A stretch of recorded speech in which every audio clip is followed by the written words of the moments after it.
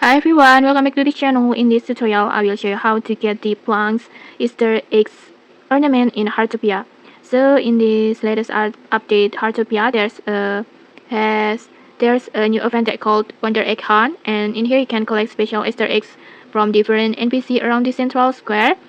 Well, and one of them is the Blanc Easter Egg Ornament, and to get it, it's very easy. Just go to this blank house over here, and then just go to this area, this one under the umbrella, and then in here you can notice the Blanc Easter eggs. Open your camera and then you will notice the camera will mark the Blanc Easter eggs like this, and then after that just take a photo, and then after that you will get this Blanc Easter eggs ornament that it will edit automatically to your backpack, and you will get these Easter eggs. And okay, that's it. If you found this helpful, don't forget to like, comment, and subscribe for more tutorials. Thanks for watching and see you.